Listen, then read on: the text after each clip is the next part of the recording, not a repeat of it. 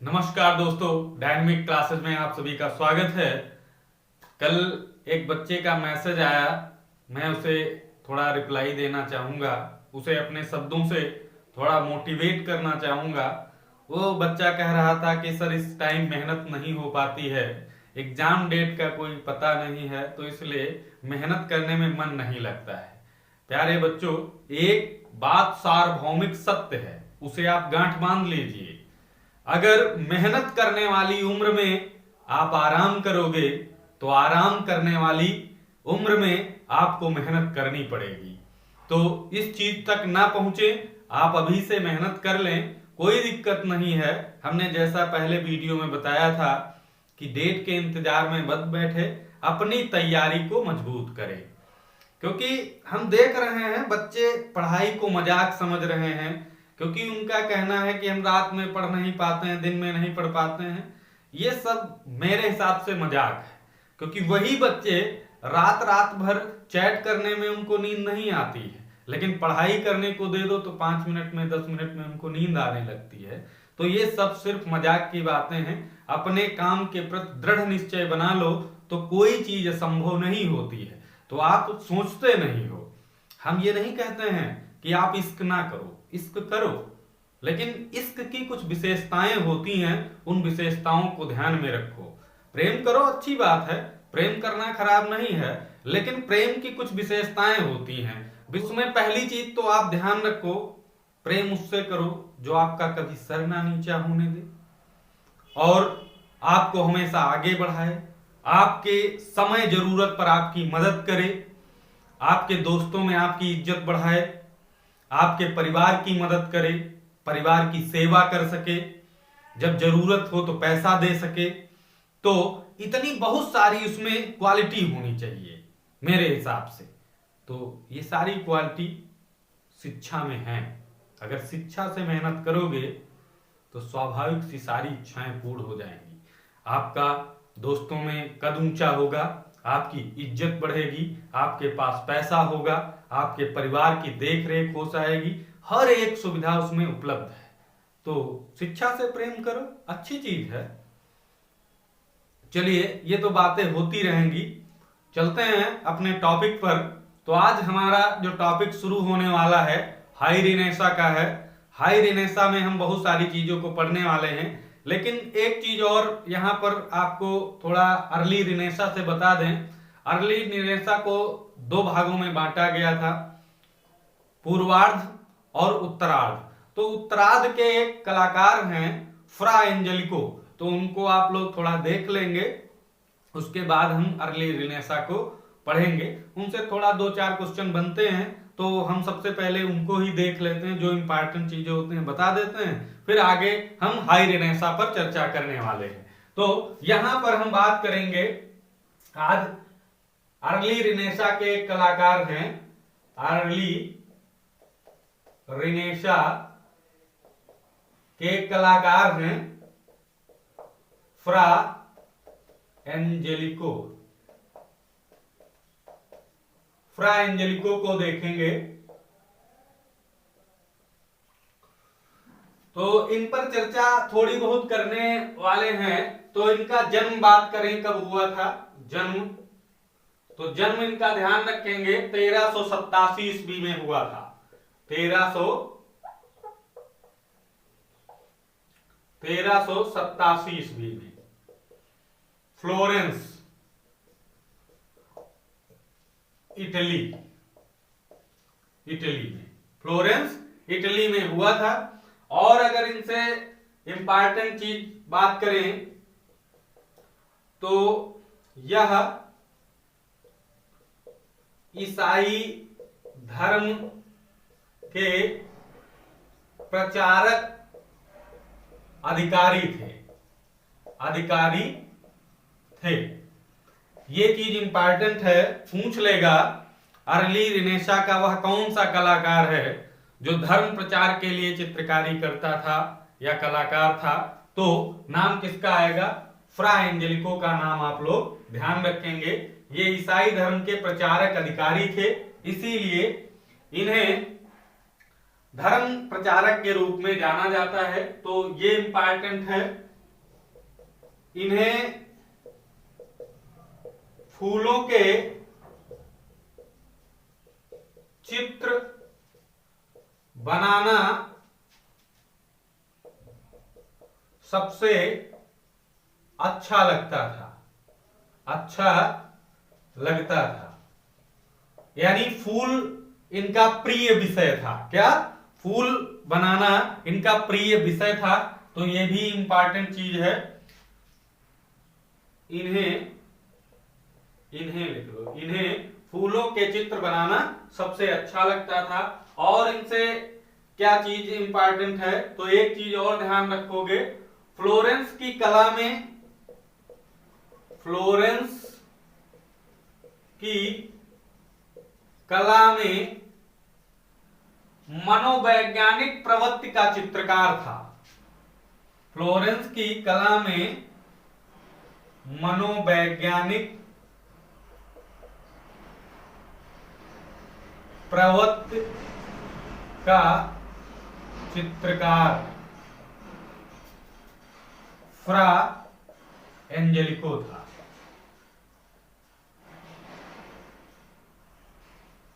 ये इंपॉर्टेंट चीज है। मनोवैज्ञानिक प्रवृत्ति का कलाकार कौन था? फ्रा एंजेलिको था। तो ये भी चीज आप लोगों के लिए इंपॉर्टेंट है। और बात करें तो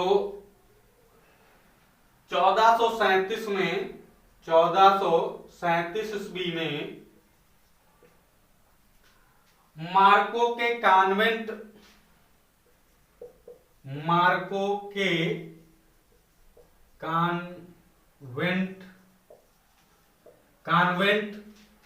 1437 में मार्को के कॉन्वेंट स्कूल के भवन में, स्कूल के भवन में 50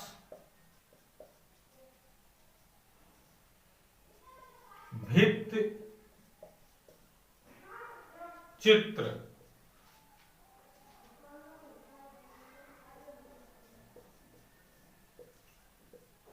फ्रा एंजेलिको ने बनाए थे। इन्हीं भित्ति चित्रों के लिए इन्हें प्रसिद्धि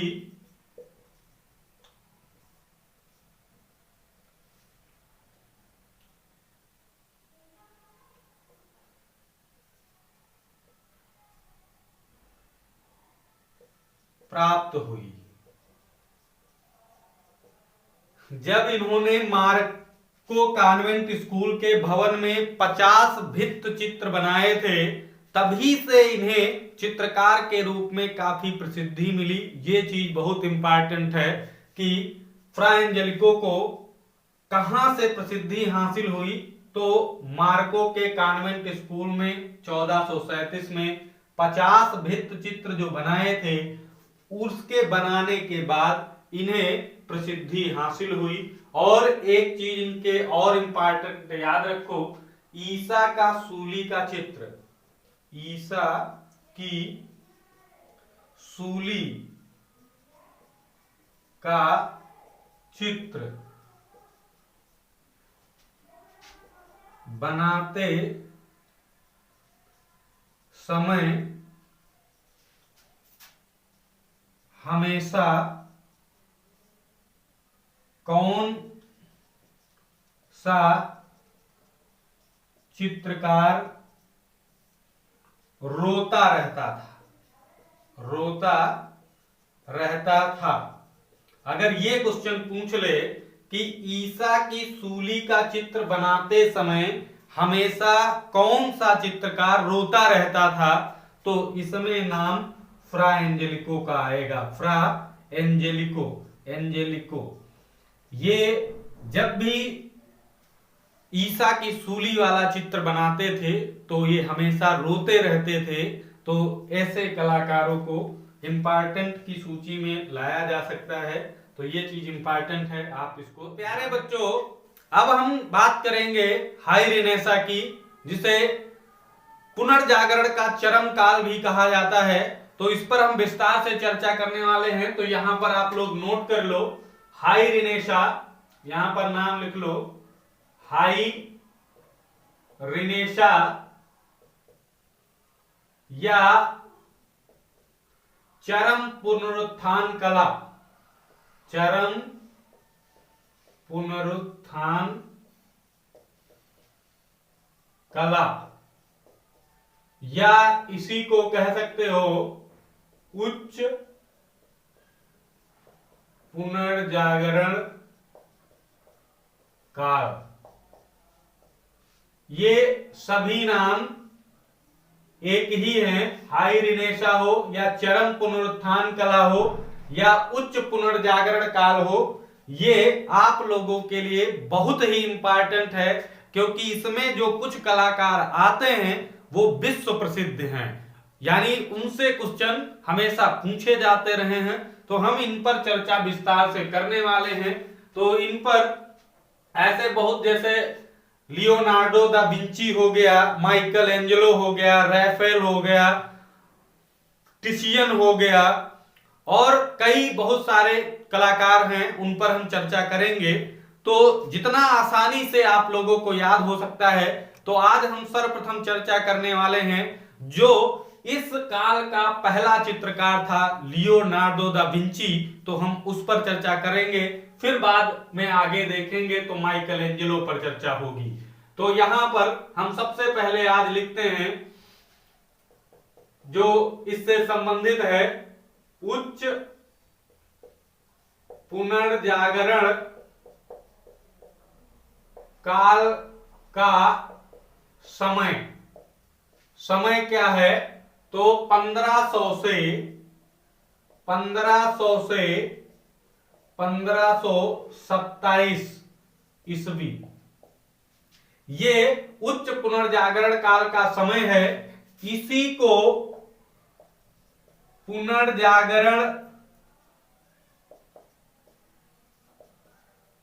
काल का शिखर माना जाता है। ये चीज इंपॉर्टेंट है, ध्यान रखेंगे। पुनर्जागरण काल का शिखर माना जाता है, जो वो उच्च पुनर्जागरण काल या हाई रेनेसा या चरम पुनरुत्थान कला, जिसका टाइम पीरियड 1527 है। अगर आ जाएगा कि चरम पुनरुत्थान कला का समय क्या है, तो 1500 से 1527, ये चीज इंपॉर्टेंट है, नोट कर लेंगे। और इस काल का प्रथम चित्रकार कौन सा है, तो ये भी लिख लो, लियोनार्डो दा विंची।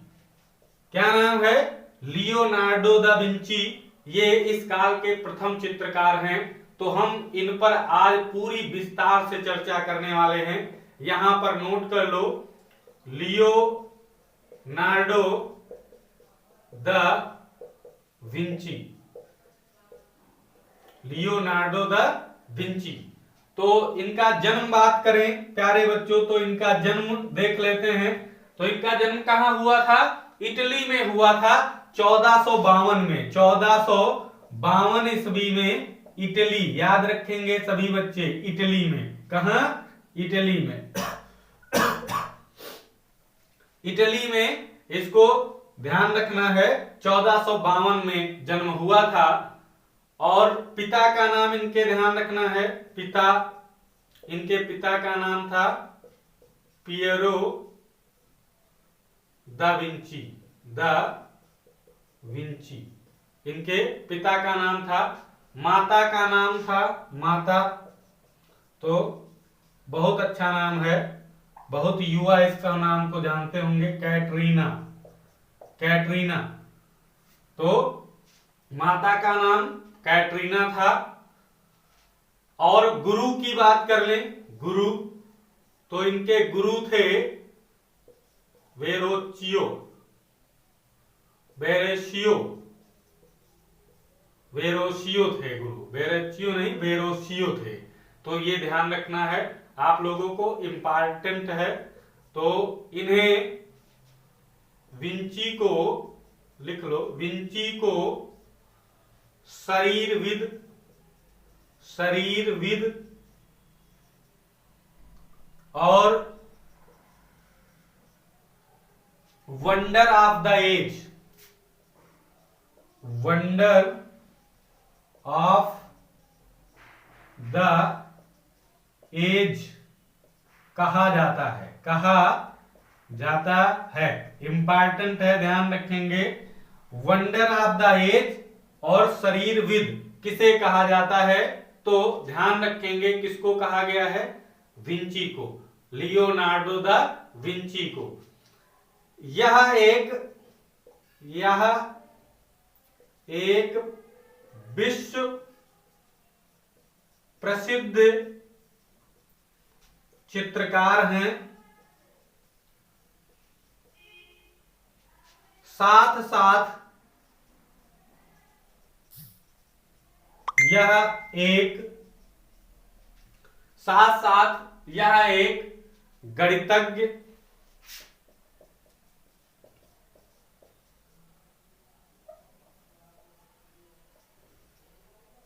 गणितज्ञ, वैज्ञानिक,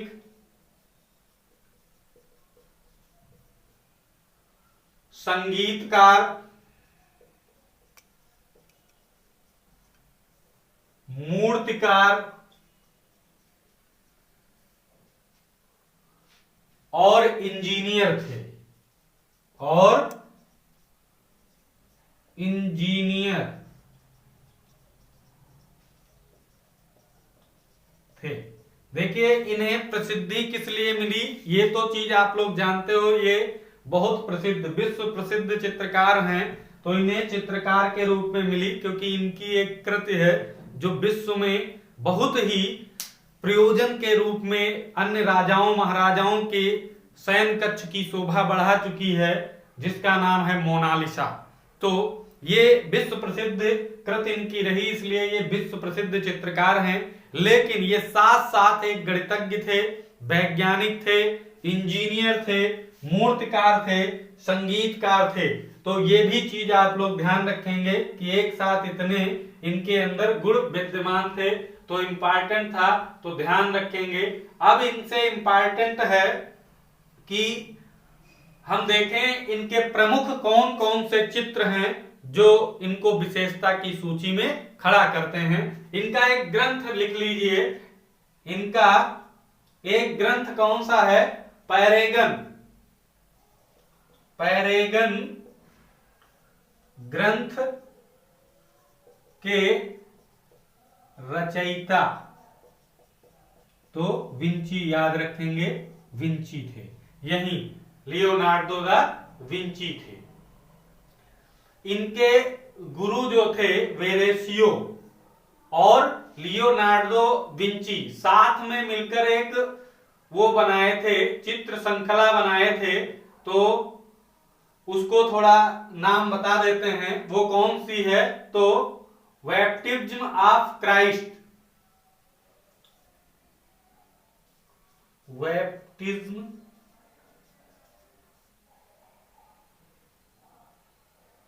ऑफ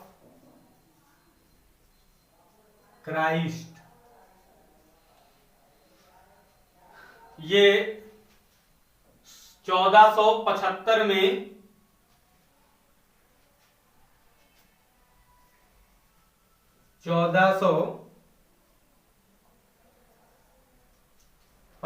में ये वेरेशियो और विंची ने मिलकर बनाई थी। वेरोशियो तथा विंची ने मिलकर बनाई थी। ये चीज इंपॉर्टेंट है, ध्यान रखेंगे। बैप्टिज्म ऑफ क्राइस्ट 1475 की ये कृति है, जो एक ऑयल पेंटिंग है, ये भी ध्यान रखेंगे। ऑयल पेंटिंग है, ऑयल पेंटिंग, ये भी चीज इंपॉर्टेंट ध्यान रखना है। ये क्या है तो ऑयल पेंटिंग है, तो इसको भी ध्यान रखेंगे। थोड़ा इसे इरेज कर लेते हैं फिर बात करते हैं। प्रसिद्ध चित्र, विंची के प्रसिद्ध चित्र कौन कौन से हैं? तो सर्वप्रथम तो मोनालिसा याद रखना है, मोनालिसा विश्व प्रसिद्ध, विश्व प्रसिद्ध। ये मोनालिसा के बारे में थोड़ा चर्चा कर लेते हैं। ये यहां पर ध्यान रखेंगे, इसे बनाने में 3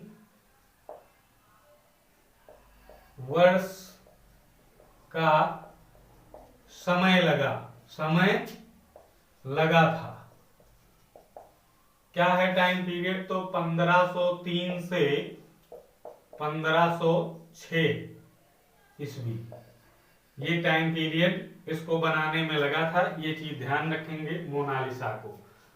माप इसकी अगर बात पूछे, माप, तो माप में ध्यान रखना, अगर सेंटीमीटर में पूछे तो 77 सेंटीमीटर से इंटू है 53 सेंटीमीटर, 53 सेंटीमीटर, ये चीज ध्यान रखेंगे।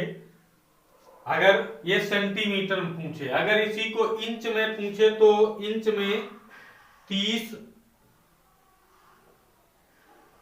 इंच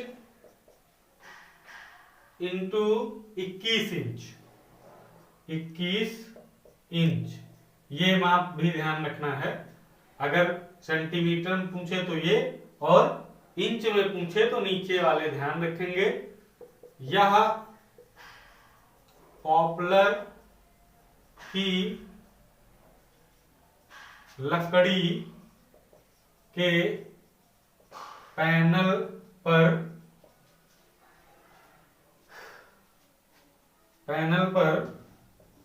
तैल रंगों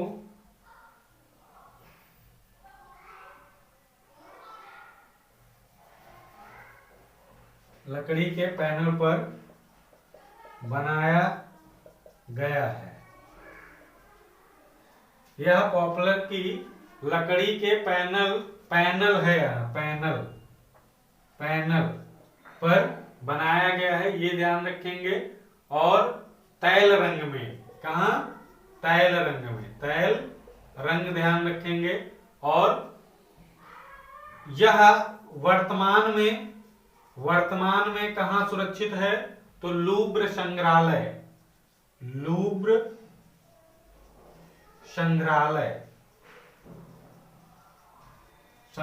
में सुरक्षित है। तो ये इंपॉर्टेंट है, ध्यान रखना है। मोनालिसा ये काफी प्रसिद्ध है, इससे कोई भी क्वेश्चन पूछा जा सकता है इसमें से, तो आप इसे अच्छी तरीके से याद रख सकते हैं। आगे अगर बात करें तो इनकी एक, थोड़ा इसे इरेज करते हैं फिर बात करते हैं।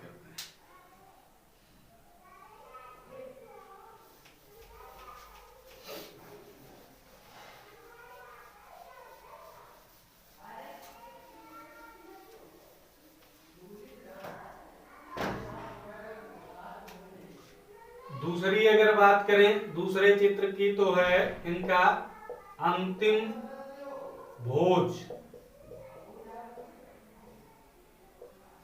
लास्ट सपर। अगर इस इंग्लिश में लिखना जाओ तो द लास्ट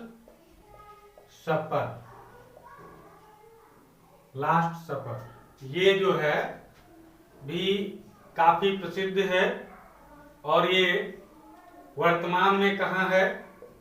वर्तमान में कहाँ सुरक्षित है? तो शांता मारिया चर्च,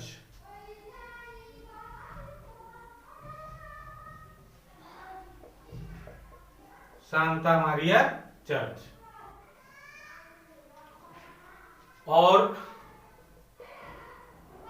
और बात करें तो एक लीडा हंस। अगला बात करें शिशु की उत्पत्ति। शिशु की उत्पत्ति virgin of child. Virgin of child, ये शिशु की उत्पत्ति, ये भी काफी फेमस है। और एक और बहुत फेमस है, शैल खंडों की राजकुमारी। शैल खंडों की राजकुमारी, ये चीज आप लोग बहुत इंपॉर्टेंट है। और ये 2 संग्रहालयों में मिलेगा आपको। एक तो ध्यान रखेंगे लूव्र संग्रहालय पेरिस है, लूव्र संग्रहालय पेरिस यहां पर मिलेगा। और एक नेशनल गैलरी लंदन में भी मिलेगा। नेशनल गैलरी लंदन, ये 2 जगह पर रखा हुआ है। शैल खंडों की राजकुमारी तो काफी इंपॉर्टेंट है। अगला अगर बात करें तो मैडोना, मैडोना तथा शिशु। मैडोना तथा शिशु हो गया। और एक ध्यान रखेंगे द एडोरेशन ऑफ मगी। ये द एडोरेशन ऑफ मगी, ये लकड़ी पर बना है। कहां? लकड़ी पर। और माध्यम इसका तैलीय चित्र है, तैल चित्र, तैल चित्र है। ये चीज इंपॉर्टेंट है, इसको ध्यान रखेंगे, तैल चित्र। तो प्यारे बच्चों, ये कुछ इंपॉर्टेंट चीजें थी। किससे? लियोनार्डो दा विंची से। जहां तक हमारी उम्मीद है तो इसी में से कोई ना कोई क्वेश्चन अगर पूछा जाएगा तो पूछा जाएगा। अगर आप विस्तार से इसे पढ़ना चाहते हो तो बुक से देख सकते हो, क्योंकि ये एक विश्व प्रसिद्ध चित्रकार हैं और इनको विस्तार से आपको देख लेना चाहिए। लेकिन हमने इंपॉर्टेंट चीजें आपको बता दी हैं जो बहुत प्रसिद्ध थी। तो आज के वीडियो में इतना ही। कल हम पढ़ने वाले हैं माइकल एंजेलो को विस्तार रूप से और रैफेल को। तो इन 2 कलाकारों को शानदार तरीके से पढ़ेंगे। तो आज के वीडियो में इतना ही। कल फिर मिलते हैं। जय हिंद, जय भारत।